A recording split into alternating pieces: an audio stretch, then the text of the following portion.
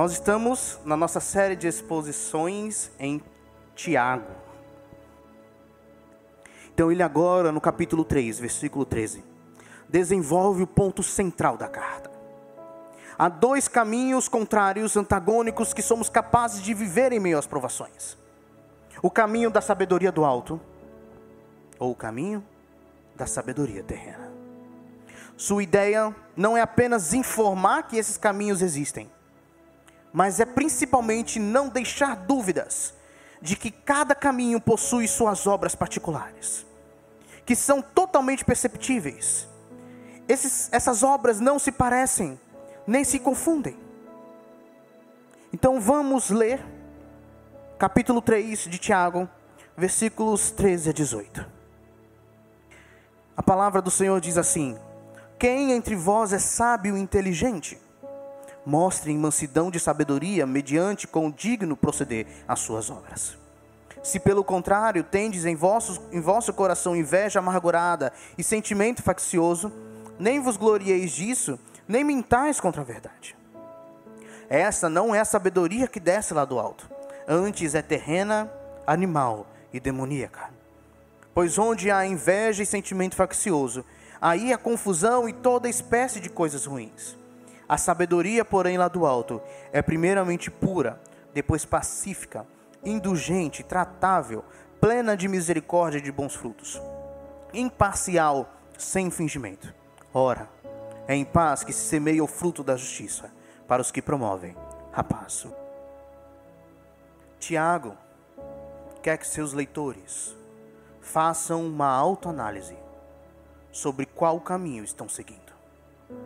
Se o da sabedoria do alto ou da sabedoria terrena. Observem suas ações. Aquilo que você fala, aquilo que você faz. Observe as consequências dos seus atos nos relacionamentos. E responda: você é sábio e tem entendimento? Essa é uma pergunta escorregadia. É parecido com quando nos perguntam: você é humilde? Se alguém responde prontamente: sim, sou humilde, já fica concretizado que não é. Esse é o tipo de pergunta que não é para ser respondida com palavras. Tiago nem quer respostas audíveis. Ele espera uma resposta visível. A pergunta do início: quem entre vós é sábio e inteligente? É um chamado para uma autoanálise. O que Tiago quer dizer ao falar sobre sabedoria e entendimento? Moisés foi chamado de um homem que tinha sabedoria e entendimento. Davi foi chamado de homem sábio e com entendimento. Elias, Daniel, Salomão. E Provérbios repete as palavras juntas diversas vezes. Sabedoria e entendimento. Vamos começar por entendimento. Entendimento é o conceito também que em Provérbios é chamado de discernimento. E a ideia aqui, sabendo que Tiago também bebeu de Provérbios, dos livros sapienciais, a ideia de que quando eu antecipo precipícios, eu sei quando determinado caminho vai levar a um precipício. Lembram? O caminho do sábio é cheio de discernimento, porque ele antecipa precipícios, ele antecipa problemas. Outra característica do discernimento, do entendimento, é saber qual a natureza do problema. Em contraste com o sábio, por exemplo, que tem discernimento, o tolo, ele não sabe qual é o problema. Geralmente ele tenta perceber, ele procura saber, mas ele erra o alvo. Então, entendimento é sinônimo de discernimento e nos remete às características de prever precipícios de um caminho e identificar qual a natureza do problema. Já a sabedoria, também baseado em Provérbios e os livros sapienciais, é uma espécie de fazer o que é certo, na forma correta, no tempo devido e com intensidade emocional equilibrada. quem é que consegue? Olhando assim, se Tiago fizesse essa pergunta aqui pra gente, quem aqui levantaria a mão? É difícil, né? Como eu disse e afirmo, Tiago não queria uma resposta fácil. Ele queria fazer com que aqueles irmãos olhassem para dentro de si e chegassem à conclusão: eu preciso dessa sabedoria. Eu preciso de discernimento. O que nos lembra que Tiago diz no versículo 5 do capítulo 1, se alguém precisa de sabedoria, peça a Deus, que dá livremente, se pedir com fé, sem duvidar, sem ter duas vontades. Mas para os que respondem a pergunta de forma rápida, audível, eu tenho sabedoria, eu tenho discernimento, Tiago faz questão de especificar o seguinte, a continuação: mostre em mansidão de sabedoria, mediante com digno proceder as suas obras. Tiago começa falando: ah é? Demonstre, mostre. Vocês conseguem perceber que Tiago não diz: fale aí, quem de vocês? Se pronunciem, por favor. A melhor forma de vermos a sabedoria na vida de alguém é por meio do seu viver. Esse viver é uma demonstração, que significa literalmente colocar à vista algo que não seria visto. Quando eu demonstro, eu coloco em aparência algo que não iria aparecer. Então, a demonstração as nossas ações são resultado do que nosso coração é. Então, é uma demonstração do que eu sou, do que eu tenho no meu coração. Sabedoria é uma demonstração de que o compromisso do nosso coração está em Deus, está em Cristo. Há então duas maneiras de se perceber a sabedoria que Tiago coloca para a gente: através do bom procedimento e através das obras praticadas com a humildade que só a sabedoria possui. Através dessas formas. Mas antes de entendermos o que Tiago quer dizer com isso, é necessário compreendermos algo que parece óbvio, mas que pode passar batido. Há um modo de vida específico para a sabedoria do alto. E, consequentemente, o que foge desse padrão cai nos limites da sabedoria terrena. Então, o que define o que é sabedoria do alto e sabedoria terrena é exatamente o que é a sabedoria do alto. Porque o que sai disso já vai cair dentro da sabedoria terrena. Sabedoria do alto não é como eu acho que é, ou como você acha que é. Não é o que eu penso ser. Entende? Isso, na realidade, se encaixaria na sabedoria terrena, que é aquilo que provém do que eu acho. Sabedoria do alto vem com um padrão estabelecido por Deus. Esse padrão desce junto com a sabedoria. E aí as coisas são diferentes. Porque se fica a critério do que nós pensamos, cada um de nós pensamos, a sabedoria e suas obras são relativas, incertas. Mas se desce com um padrão divino, a sabedoria do alto é concreta, é absoluta, porque ele está ligado àquele que é imutável, não a nós que somos altamente influenciáveis. Deus fez de uma forma que para alguém ser sábio, não basta conhecer o que é sabedoria. Nós aqui estamos conhecendo o que é sabedoria, mas não basta conhecer. Faz parte, mas não basta. Nós precisamos andar com a sabedoria. E nós podemos aplicar isso ao todo de nossa vida. Se alguém quer ficar forte, não basta aprender, teoricamente, sobre musculação. Faz parte, mas não basta aprender. Não basta ficar olhando alguém malhar. Eu vou para a academia para ficar olhando alguém malhar, porque aí eu já vou ficar mais forte. Você precisa fazer. Você precisa malhar. Se exercitar. Então Tiago diz: demonstre, haja, pratique, primeiramente, o bom procedimento. E aqui, quando a gente ouve a palavra bom, a gente já entende algo que é correto, moralmente correto. Mas a ideia não é apenas algo que é moralmente correto. Mas quando falava-se bom naquela época, eles entendiam também algo que é bom no sentido estético, a beleza naquilo. Por exemplo, eles iam olhar um quadro, e ao apreciar o quadro, que a gente chama de bonito, lindo, maravilhoso, eles falavam, isso é bom. Vocês lembram o que Deus falou quando Ele criou? Isso é bom. Porque o bom carrega uma característica, um caráter estético também. E isso acontece realmente.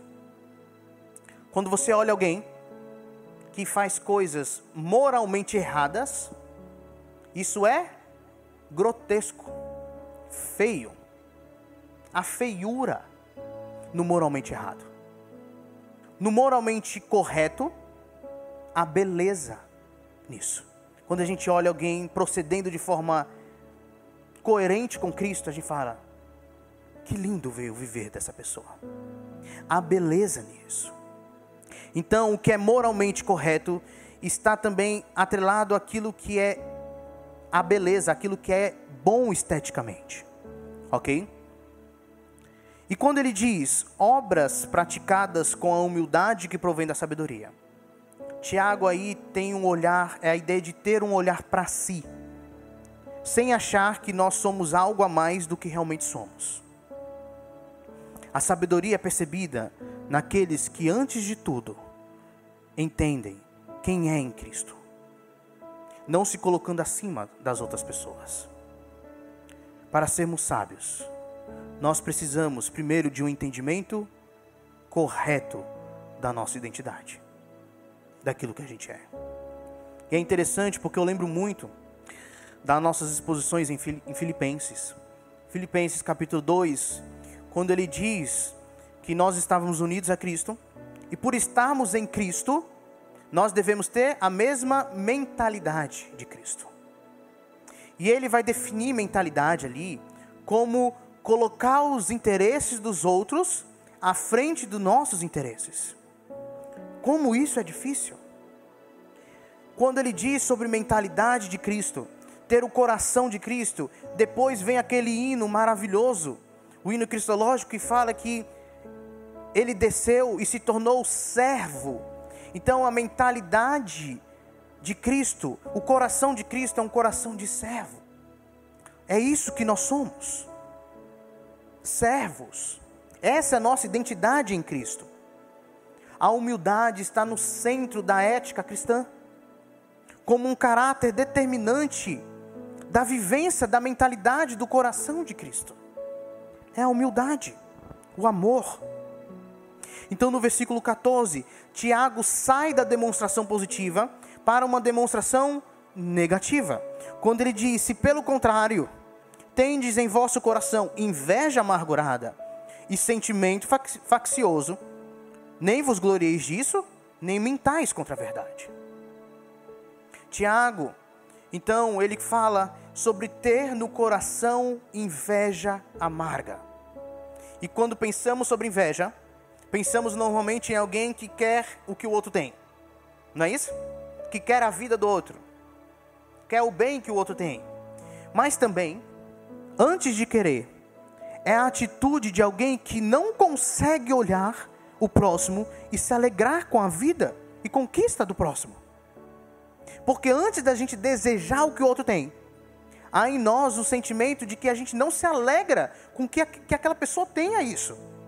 A gente quer para nós.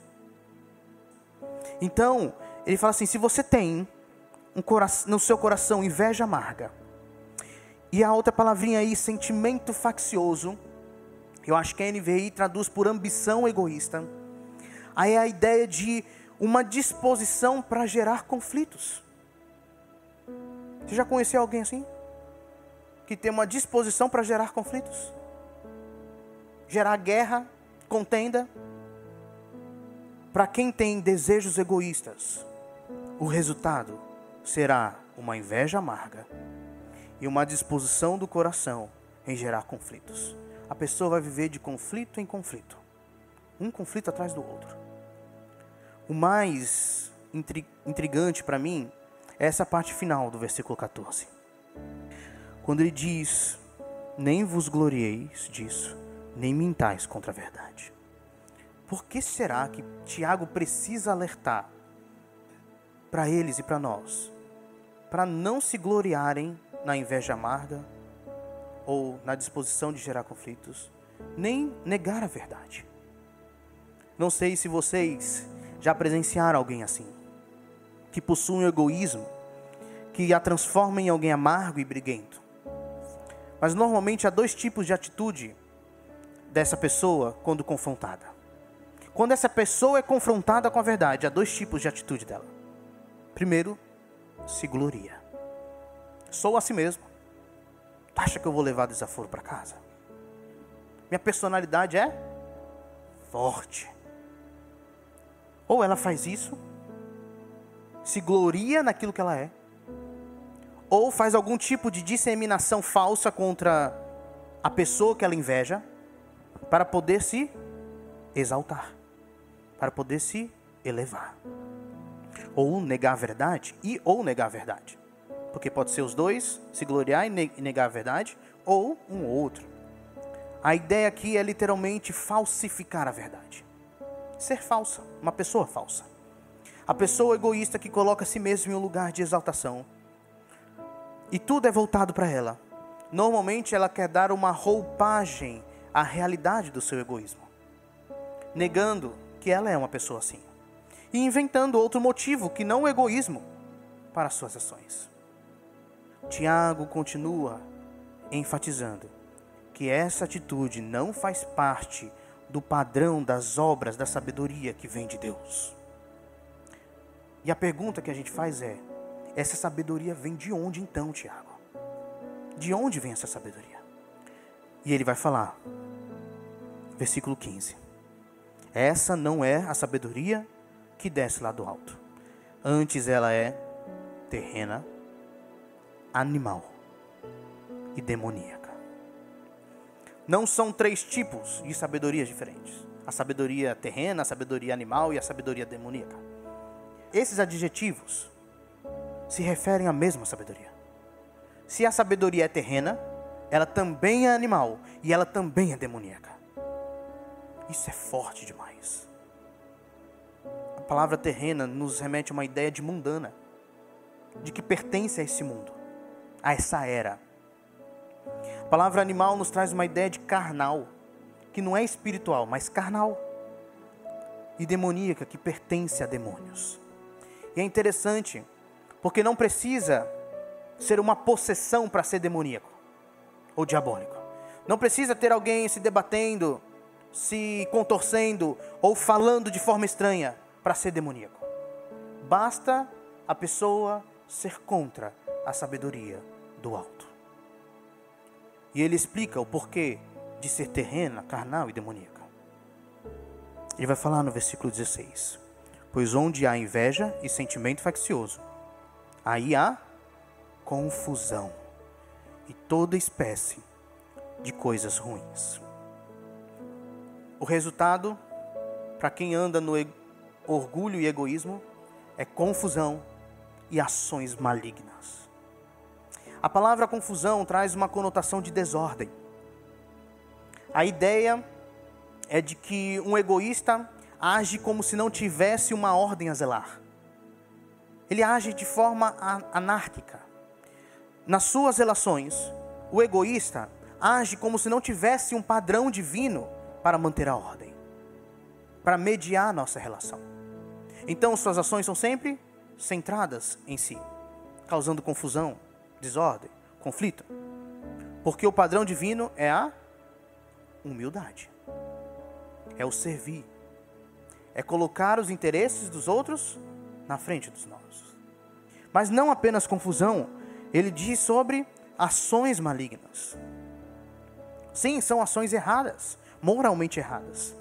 Mas podemos colocar aqui também como sendo ações maldosas.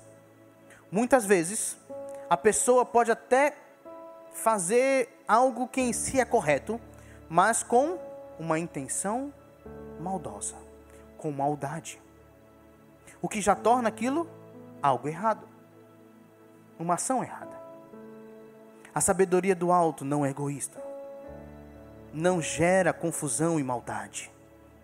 A sabedoria do alto tem um padrão específico de ações e resultados. E é isso que vamos ver a partir do 17. Quando ele começa dizendo, a sabedoria do alto é antes de tudo pura. E essa palavrinha vem da mesma raiz de santo. Para ser mais específico nessa santidade, pureza demonstra algo que não tem mistura. Que não tem mistura. Uma intenção do coração que não é duvidosa, não é dividida. Podemos afirmar que é um coração sem segunda intenção, sem a maldade por trás das ações. Ela é pura, ela também é pacífica. Não é esconder os problemas, os conflitos debaixo do tapete. Não, que eu quero a paz, então não vou resolver isso não. Mas é literalmente promover a paz com as pessoas. Principalmente resolver conflitos, para que a paz de Cristo reine no corpo de Cristo. Ela também é indulgente, ou a NVI traz a palavra amável. E essa palavrinha aqui só aparece aqui em Tiago. É uma palavrinha difícil da gente traduzir, o sentido dela. Mas a ideia é de alguém que tem uma disposição no coração para perdoar, para distribuir perdão. É uma pessoa leve, que sabe tolerar erros e resolver. E com isso se torna fácil distribuir, dar o perdão que Cristo e Deus fala para a gente dar aos outros. O perdão, porque Deus nos perdoou, nós devemos perdoar. Mas também, além de ser pura, pacífica, indulgente, a sabedoria do alto é tratável. E essa palavra é fascinante. Ela é compreensível. A ideia é de alguém disposto a ceder. Será que nós estamos dispostos a ceder? Aqui não é uma pessoa que quer fugir de conflitos, mas literalmente estar pronto a admitir seu erro quando ela for confrontada pela verdade. Alguém que é tratável. É possível tratar com essa pessoa. Já conheceram alguém que é difícil lidar com essa pessoa? É difícil confrontar essa pessoa com a verdade, porque ela não dá abertura para a verdade. Alguém tratável é alguém que, ao escutar a verdade, ela está disposta a ceder quando percebe que ela está errada. A sabedoria do alto é tratável. Ela é pura, pacífica, indulgente, tratável, também cheio de misericórdia e bons frutos. Percebe que todos os adjetivos aqui têm uma ligação um com o outro? E a palavra e a ideia aqui, ao invés de trazer uma situação para o pessoal, aquela pessoa que traz para si a situação, se amargurando, com olhos egoístas dizer, aquela pessoa não merece o meu relacionamento. É, na verdade, ter algo em mim que me faz enxergar que o mais importante não é minha reputação. O mais importante não é o quanto eu fui ofendido. O mais importante é ver o outro florescer, o outro frutificar, o outro dar bons frutos. Só é capaz disso quem é misericordioso. Eu queria dar uma pausa aqui para ainda continuar nesse cheio de misericórdia, antes de ir para o próximo adjetivo. E dizer como é incrível que eu ainda escuto crentes darem desculpas para não agirem com misericórdia. Ah, tal pessoa não quis vir para minha casa. Ela não quis socializar. Ela tentou roubar meu emprego. Seja lá o que for. Do mínimo ao mais escandaloso que seja. Não há desculpa para não agir com misericórdia aquele que foi transformado pela misericórdia. A misericórdia precisa ser parte de quem somos em Cristo. Porque sem a misericórdia na nossa vida, quem que nós seríamos? Quem eu seria sem a misericórdia de Deus? Lembrando do que Tiago escreve no versículo 13 do capítulo 2, quando ele diz: porque será exercido juízo sem misericórdia sobre quem não foi misericordioso. A misericórdia triunfa sobre o juízo. A misericórdia faz parte do que nós somos em Cristo. E faz parte da sabedoria do alto. A sabedoria do alto é pura, pacífica, indulgente, tratável, cheia de misericórdia e bons frutos. E ela também é imparcial. E essa palavra imparcial traz a conotação de apartidária. Apartidária. Ela não age para ganhar algo para si. Ela não usa os relacionamentos como moeda de troca. Um exemplo é quando você tem um amigo seu brigando, discutindo com outra pessoa que você não gosta tanto. E aí, nessa discussão, você percebe claramente que a pessoa que você não gosta tanto está certa. Seu amigo está errado. Mas é meu amigo. Alguém que é imparcial é alguém que fica do lado sempre da verdade. Ela é pura, sabedoria do alto. Ela é pacífica, ela é indulgente, é tratável, cheia de misericórdia e bons frutos. Ela é imparcial e ela é sem fingimento.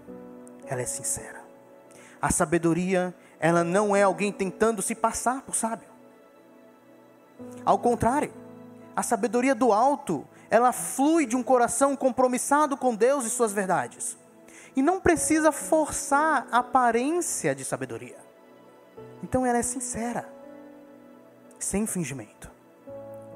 E ele termina dizendo, no versículo 18: ora, é em paz que se semeia o fruto da justiça para os que promovem a paz. A tradução poderia ser assim: o fruto da justiça é o que é colhido das sementes que foram plantadas pelos que trabalham em favor da paz. Ou seja, quem trabalha em favor da paz, planta a semente da paz e colhe o fruto da justiça, da harmonia na sua vida. Aqui não é uma promessa de Tiago para a ausência de conflitos na vida dos que andam em sabedoria. Não quer dizer que há ausência de conflitos. Aliás, lendo isso aqui, na verdade, implica uma vida de que conflitos aparecerão. Mas nesses conflitos, os sábios plantarão sementes de paz.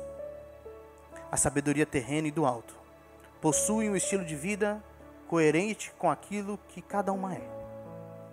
Elas são contraditórias. Suas obras são antagônicas, mas são distinguíveis. Nós precisamos fazer uma autoanálise e respondermos: quem entre nós é sábio e inteligente? Baseado nos resultados, nas obras de cada uma. Quero caminhar para a conclusão. Nessa autoanálise, alguns podem olhar para si, para esse contraste, e toda ação que faz parte da sabedoria do alto, e olhar-se aqui todos os adjetivos que fazem parte, e dizer: Deus, eu não consigo. Se você chegou a essa conclusão, assim como eu digo que esse é o início para a gente conseguir. É admitirmos que somos falhos e que se dependesse de nós, estaríamos completamente imersos na sabedoria terrena. Nós precisamos da humildade, porque essa é a raiz da sabedoria do alto na vida dos homens. Então, meus irmãos, comece mesmo admitindo sua incapacidade, mas não pare por aí. Não pare no eu não consigo. Avance para desejar ardentemente viver na sabedoria do alto. Busque, peça. Nós temos o prazer e a bênção, a graça de sabermos de onde vem a sabedoria. Nós não devemos parar no conformismo. Já que eu não consigo, deixa para lá. Não, vamos desejar. Porque o nosso problema não é que a sabedoria está em falta. Há sabedoria para todos. Ou que a sabedoria não está disponível para nós. Porque nós vimos que Tiago diz que Deus dá livremente a quem pede a sabedoria. Provérbios 1, 20 e 21 diz: a sabedoria clama em voz alta nas ruas, ergue a voz nas praças públicas, nas esquinas das ruas barulhentas ela clama, nas portas da cidade faz o seu discurso. Ela está clamando, porque Deus a fez visível. Mas quem está ouvindo o clamor da sabedoria? Quem aqui vai convidar a sabedoria para sair das ruas e entrar no seu lar?